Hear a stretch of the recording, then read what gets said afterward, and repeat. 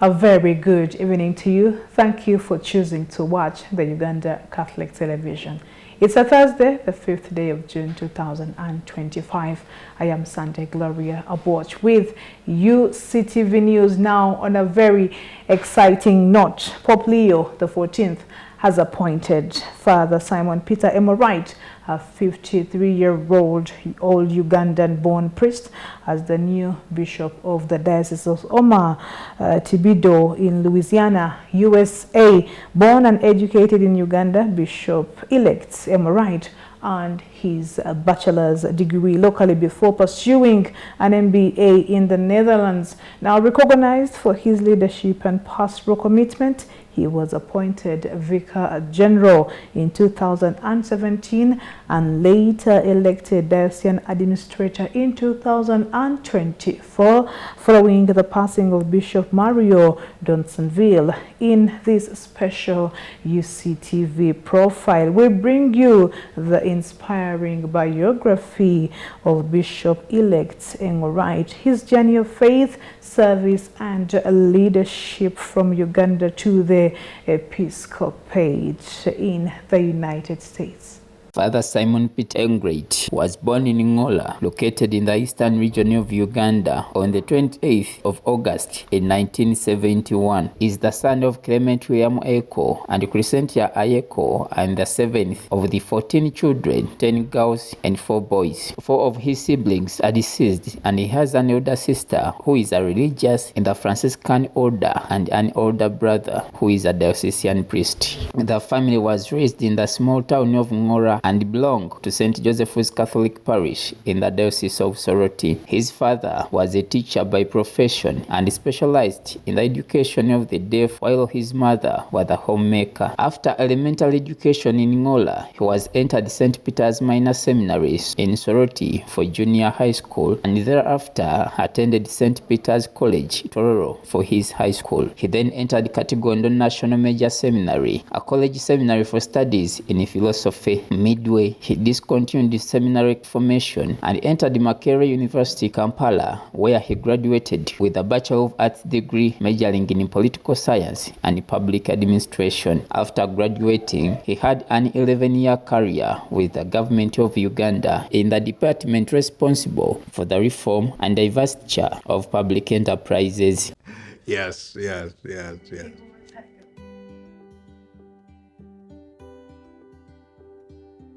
My name is Father Simon Peter. I'm currently serving as the pastor of St. Bridget Catholic Church and also as the diocesan administrator. I was born and raised in a more rural part of Uganda, the Teso sub-region. So I'm one of 14 children. I'm the middle child. I have 10 sisters and 4 brothers. A big family is a special blessing. A special blessing. Someone I look up to is my father. He's now deceased, but he left a lot of both practical wisdom by just the way he lived. He was a principal of a school for the deaf. I entered seminary when I was 14. I went all the way to college seminary, and then I left and joined the public university, public college in Uganda. But I never left the faith. I remember when I graduated from college, I had very simple desires. I want to get a house, I want to get a car, and that'll be enough for me. But there was just something missing. I worked for the government of Uganda for 11 years, but the call to the priesthood never left me. And so in the year 2007, I responded again to that call. The day that I entered the seminary, there was just a deep sense of peace that came to me.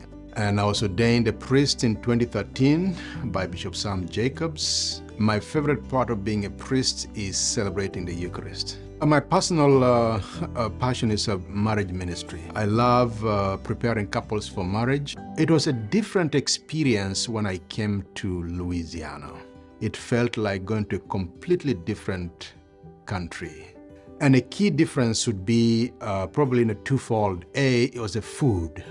the food was more like the food at home. And then secondly, the people. People connect with you anywhere and everywhere. In the course of his career, he took a break to undertake a graduate studies in the Netherlands, where he earned a Master of Business Administration. He served in various roles including human resources, procurement, and business analysis. In the course of his career, he rose from entry-level position to management. While at the seminary, he had an encounter with the Catholic Charismatic Renewal, which has had a lasting impact upon his life. He got actively involved in the movement through his time at Makerere University, and thereafter got to serve as the Kampala Archdiocesan leader of the movement as well as the national service team. It was through this that in 2003 he met Bishop Sam Jacobs, who would later ordain him. In 2007, after a protracted period of prayer and discernment, he was accepted as the seminarian of the Diocese of Houma Orthodox and entered Notre Dame Seminary, New Orleans, where he graduated with a Master of Divinity. He was ordained a deacon on 12th May in 2012 at St. Bernadette Church in Houma.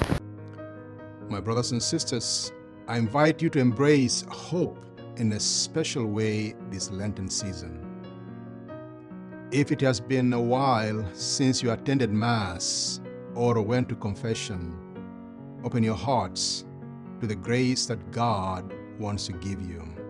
And on 25th of May 2013 was ordained a priest at the Cathedral of St. Francis de Sales, Houma, both by Bishop Sam Jacobs. His first assignment were as associate pastor at St. Francis Cathedral, where he served for 2 years, thereafter St. Genevieve in Orthodox for 1 year, and thereafter to Christ the Redeemer for 6 months. In January 2017, he was appointed as administrator and later pastor of St. Bridget, where he has been to date. Father Simon Peter has also served in various diocesan roles. Most notable was his appointment in 2017 by Bishop Shelton Faber as the moderator of Curia and coordinator of Christian Information, and later as Vicar General for Administration. In 2023, Bishop Mario Idasonville appointed him as Vicar General and moderator of the Curia. He also served as board member for Catholic Eucharisties, member of the Presbyteral Council and College of Consultors. Following of the sudden death of Bishop Mario Idasonville, he was elected to serve as diocesan administrator on January 22nd in 2024 and has served to date education and information. In 1985 to 1988, St. Peter's Minor Seminary, Seminary in Soroti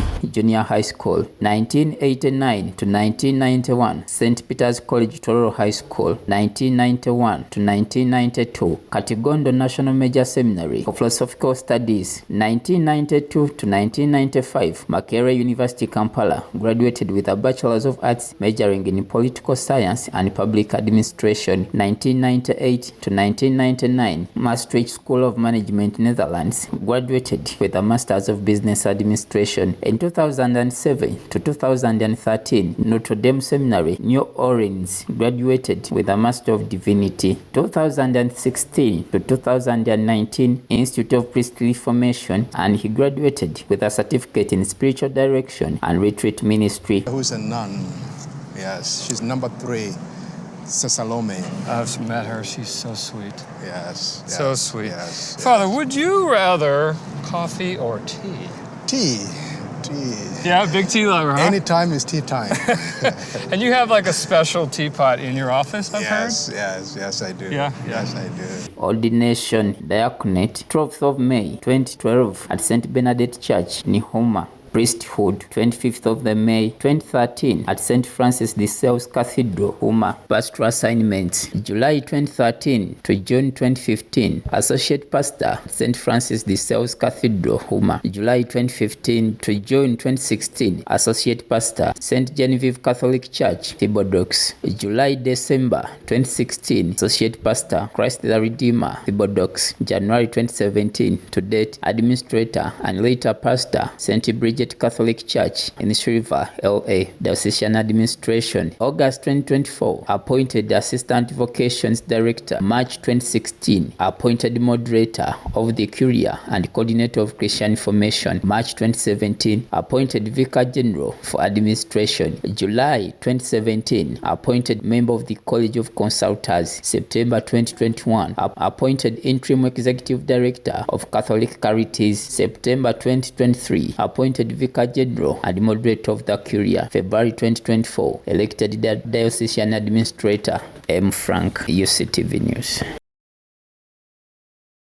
Away from that, Butabika National Referral Hospital is grappling with a sharp rise in mental health cases, admitting on average 20 patients on a daily basis amidst critical shortages in medical resources.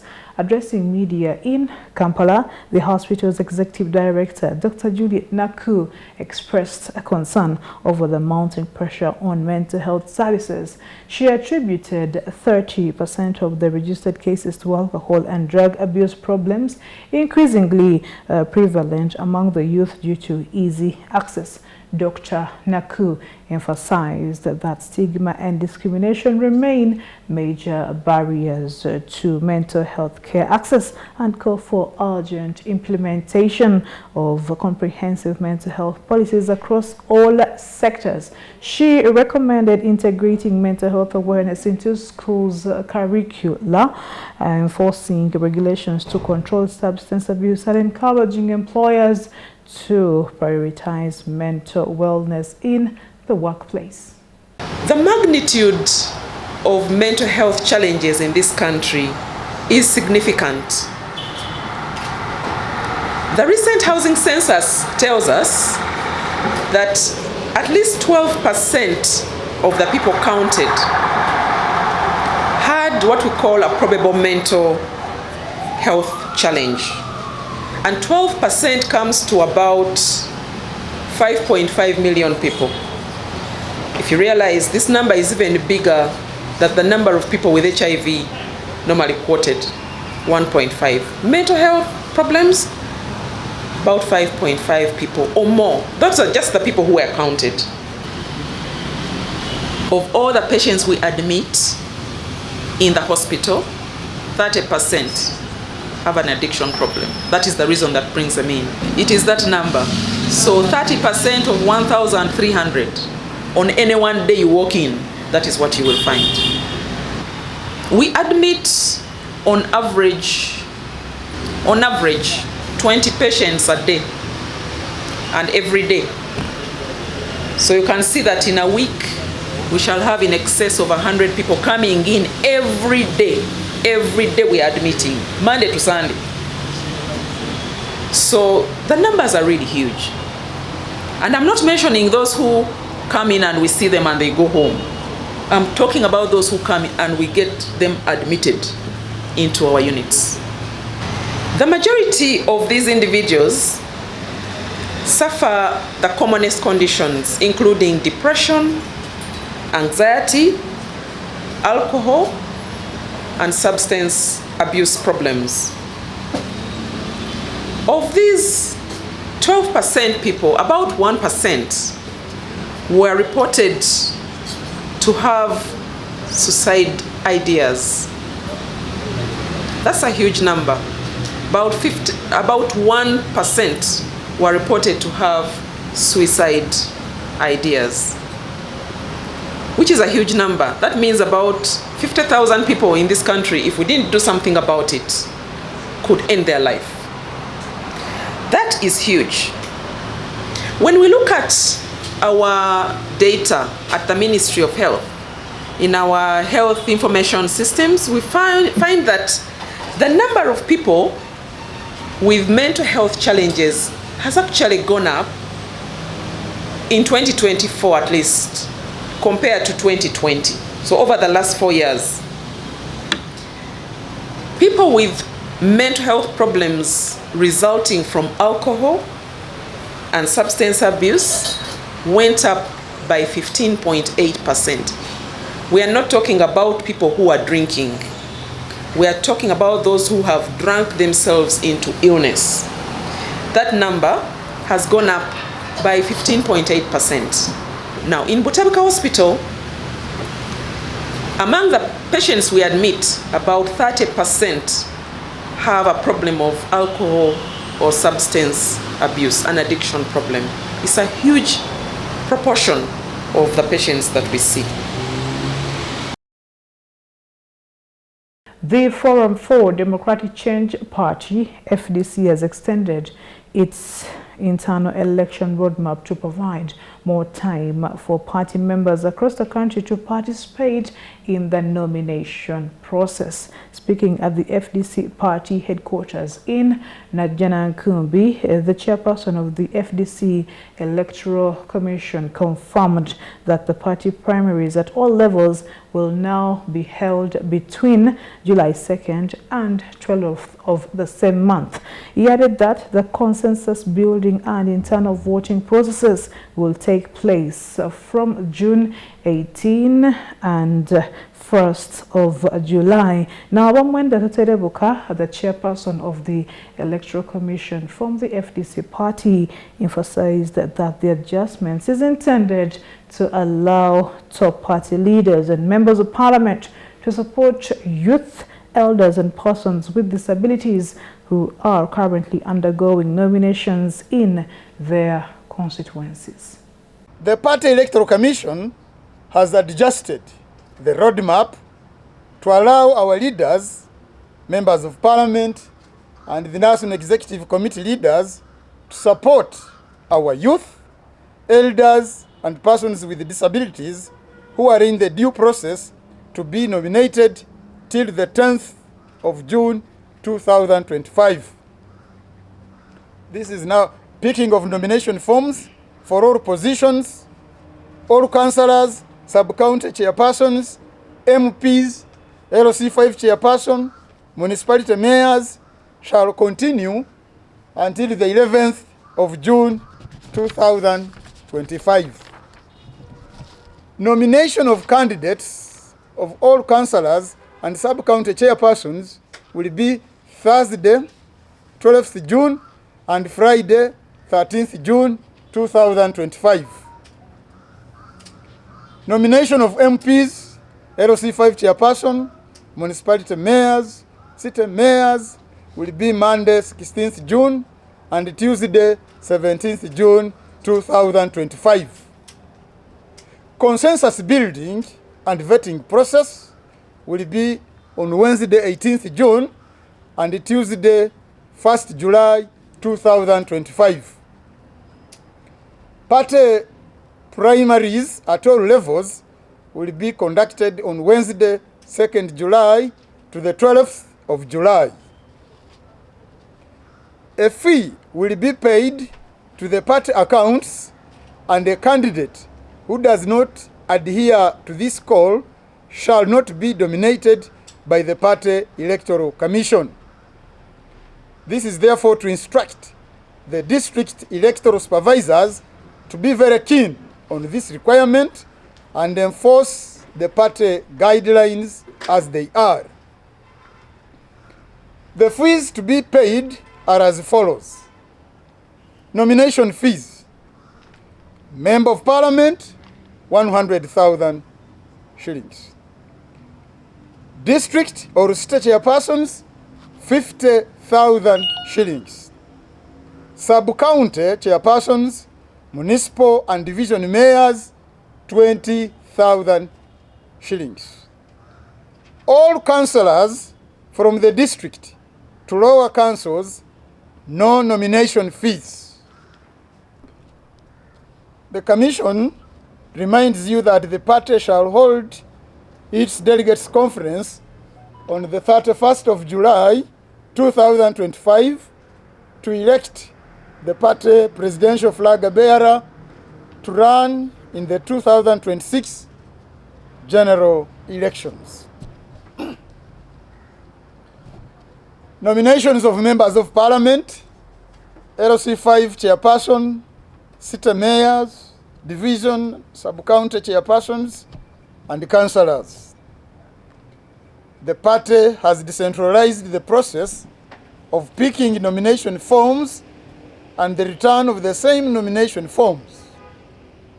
The party is concerned about the financial challenges of our people who would be made to travel from their districts to come to the headquarters for nominations, yet the same could be done through our able leadership of the districts. So let all members of the party go to their respective districts, pick nomination forms and fill them in line with the electoral guidelines, then return to the same districts for nominations. The designated electoral commission officials at the districts are the district electoral supervisors and the deputy district electoral supervisor, who shall manage the exercise of nominating all party candidates at the district designated areas. Thank you for watching Uctv News. We are going for a break. We'll get back after a very short messages.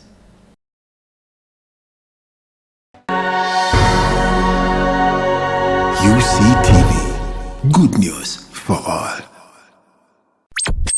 You are watching Uctv, good news for all. For this and more, tune in to Kasese Get Radio 100.5 in Western Region, located at the hill of the Diocese of Kasese. KGR brings you all Catholic programs and an advertising platform in all our radio shows like Good Morning Renzori, Chama Towoka, Ukute, the Business Show, Propeller, the Request Show and Sports, Evaluation by Hingaba Kuluka, Late Night Show, and many others. Our other services include Isuzu Tipa, a Noah car, public address system, live band, Omokekera, an audio recording studio, and outside live broadcast. For more information, call 0773-597-166 or visit our website www.kasesegetradio.com. Kasese Get Radio, Omusondoria, the voice of truth.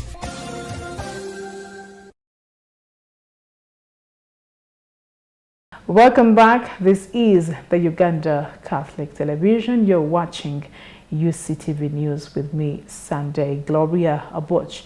More local stories as Uganda renews its commitment to the National Digital Transformation Roadmap 2024-28. The State Minister for National Guidance, Godfrey Baluku Kabyanga, has underscored the importance of embracing and shaping emergency technologies rather than merely adopting them.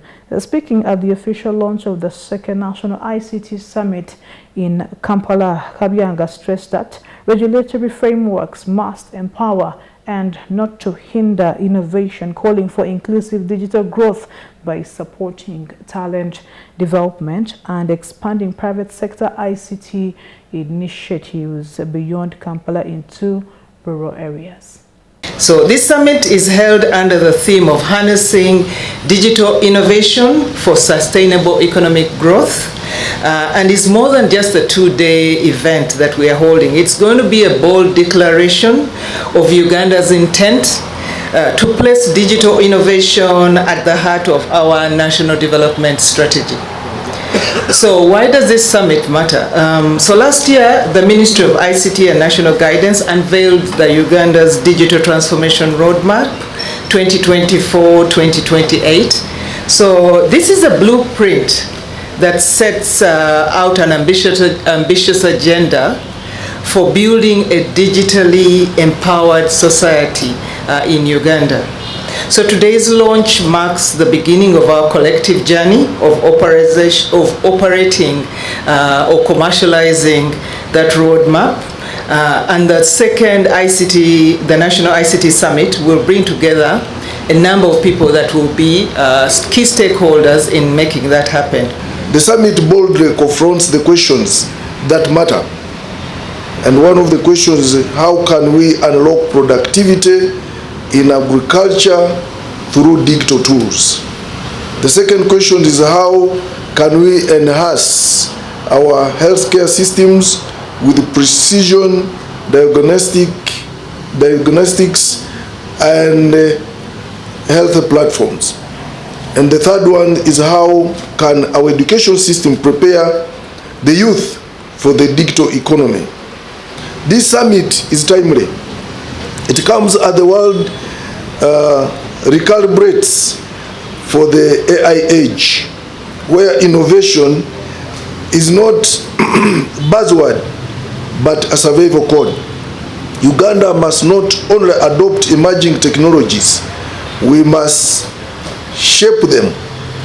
We must ensure that our regulation enables and not stifles, that our talent tool grows depth and diversity, and that our private sector scales beyond Kampala to Karamoja, Masaka, Gulu, and beyond. AI is now the in thing, and everybody is talking AI. It's not new, but probably now it has caught prominence. But it's a nice tool, and it can also be dangerous. It's just like an axe. It can be used to chop meat and you eat it, but it can also be used to murder someone. The government, through the Ministry of ICT and National Guidance, is fully committed to accelerating the implementation of digital transformation roadmap. We have just passed the digital transformation roadmap 2024 to 2028, and this is the pathway that is guiding us to improving our digital solutions. This roadmap is not a vision statement. It is an execution manual. It lays out bold targets across 5 key pillars: digital transformation, e-government services, digital skilling, private sector or innovation, private sector innovation, and cyber security. And here cyber security is underlined. There are so many risks that are now involved in digital transformation, and one of the biggest risks is cyber security. That's it for our international news highlights. It's time for Today in History.